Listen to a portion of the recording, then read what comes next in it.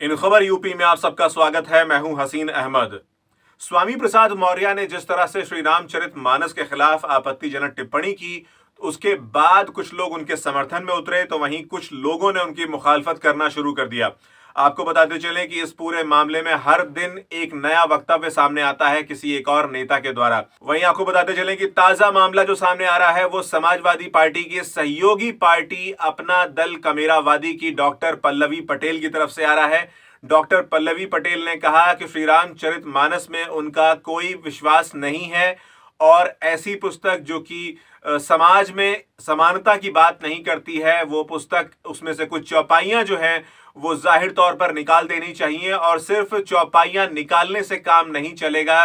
चौपाइयों ने जिस तरह से इंसान के जहन पर घर कर लिया है, जिस तरह से वो मन मस्तिष्क में बैठ चुकी हैं, उसको हटाने के लिए बहुत ज्यादा जरूरी है कि एक बहुत बड़ा जन आंदोलन खड़ा किया जाए और लोगों को इसके प्रति जागरूक किया जाए कि अगर सामाजिक असमानता की बात अगर कोई किताब करती है तो हमें उसका पालन नहीं करना है।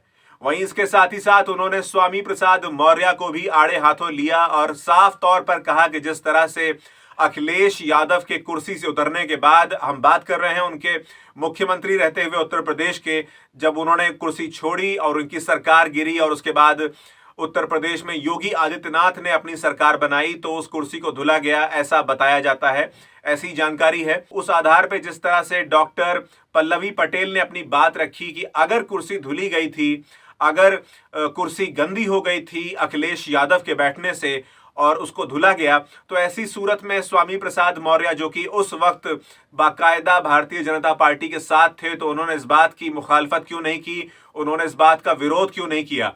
तब आपको ये चीजें याद नहीं आई जब आपके सामने ये तमाम चीजें हो रही थी, इस तरह से अपमान किया जा रहा था अन्य पिछड़ा वर्गों का, तब आपको ख्याल नहीं आया? आपको जो ख्याल आया है वो ख्याल तो बिल्कुल सही है, लेकिन आपको ख्याल बहुत देर से आया, आपको ये बात बहुत देर से समझ में आई, या फिर आपने इस बात को बहुत देर में जाकर लोगों के सामने रखा, इसलिए अब इसका कोई औचित्य निकलकर सामने नहीं आता है। देखिए ये पूरा का पूरा पल्लवी पटेल का वीडियो, जो कि विधायक हैं समाजवादी पार्टी की सहयोगी दल अपना दल कमेरावादी की। स्वामी प्रसाद मौर्य जी को क्या कहना चाहेंगे?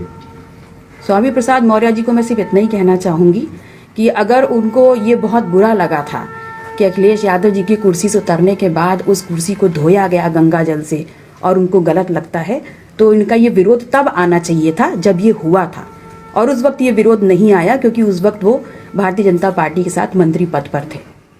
तो ऐसा नहीं होना चाहिए कि बिगाड़ के डर से आप ईमान की बात ना करें।